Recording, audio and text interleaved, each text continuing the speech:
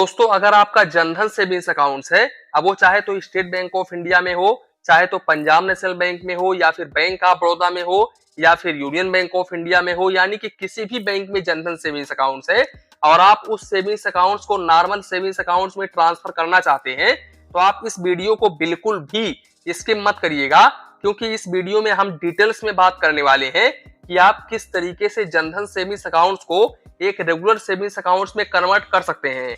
तो video start करते हैं। देखो दोस्तों, सबसे पहले हम बात कर लेते हैं कि आखिर लोग जनधन सेविंग्स अकाउंट्स को सेविंग्स अकाउंट्स में कन्वर्ट करते क्यों हैं। तो देखो, सबसे पहली बात, आप किसी भी बैंक में जनधन सेविंग्स अकाउंट्स ओपन करवाओगे तो सबसे पहली बात, मोबाइल बैंकिंग, इंटरनेट बैंकिंग आप अच्छे तरीके से यूज नहीं कर पाओगे। दूसरी बात, यहाँ पर विड्रॉवल लिमिट काफी कम होता है। 10,000 रुपए से लेकर के 30,000 रुपए तक का आपको विड्रॉवल लिमिट देखने को मिलता है।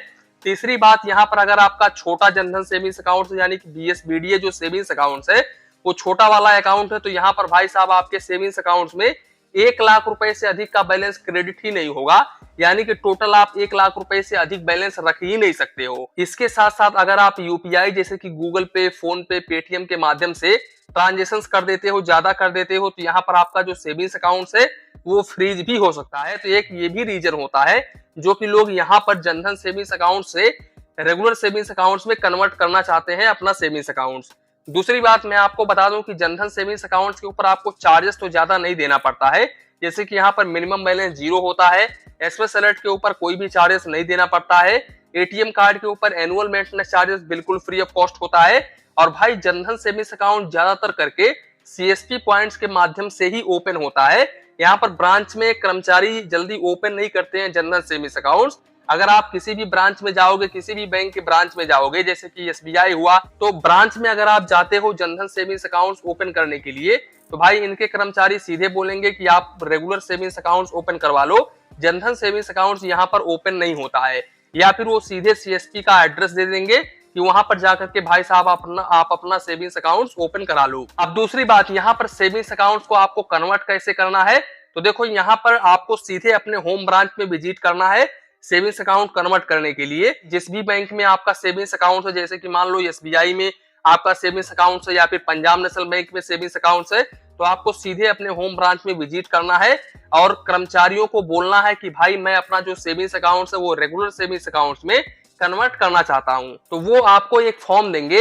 अब उस फॉर्म को आपको अच्छे तरीके से भर लेना है और साथ ही साथ उस फॉर्म में फोटो जहां चिपकाना पड़ता है वहां पर फोटो आपको लगा देना है, साथ ही साथ आधार कार्ड और पैन कार्ड का फोटो कॉपी अटैच कर देना है।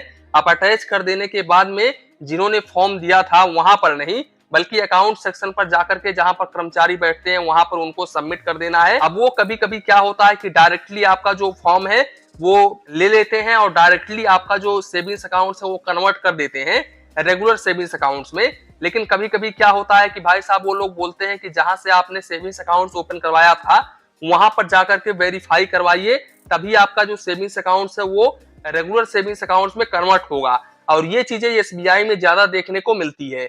अब एसबीआई में ज्यादातर जो जनधन सेविंग्स अकाउंट होता है, एसबीआई में ही नहीं बल्कि किसी भी बैंक में जो जनधन सेविंग्स अकाउंट होता है वो ज्यादातर करके सीएसपी पॉइंट से ही ओपन होता है। तो आपने जिस सीएसपी पॉइंट से अपना सेविंग्स अकाउंट ओपन करवाया था वहां पर जाना है। उसके बाद में उस सीएसपी पॉइंट पर जो भी लोग बैठे होते हैं उनको फॉर्म देना है, वो अपनी सील लगा देंगे और अपना सिग्नेचर वगैरह कर देंगे।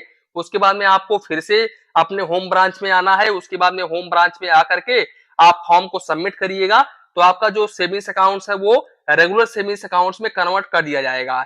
यहाँ पर एक क्वेश्चन काफी सारे लोगों के मन में रहती है कि भाई क्या हमारा पासबुक या फिर एटीएम कार्ड या फिर अकाउंट नंबर चेंज तो नहीं हो जाएगा, क्या हमारा सेम रहेगा या फिर चेंज हो जाएगा। तो देखो, सारी की सारी चीजें आपका सेम ही रहेगा, उसमें कोई भी बदलाव नहीं होगा।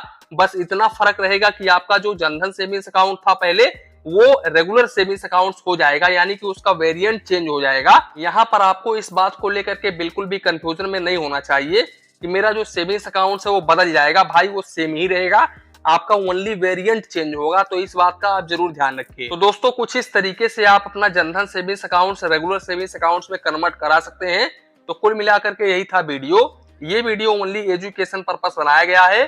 तो इसी के साथ में वीडियो समाप्त करते हैं। वीडियो पसंद आया हो तो प्लीज वीडियो को एक लाइक करिए और अपने चैनल फाइनेंस बैंकिंग को सब्सक्राइब करिए, मन में कुछ डाउट हो, कंफ्यूजन हो तो प्लीज कमेंट करिए। धन्यवाद, मिलते हैं नेक्स्ट वीडियो में।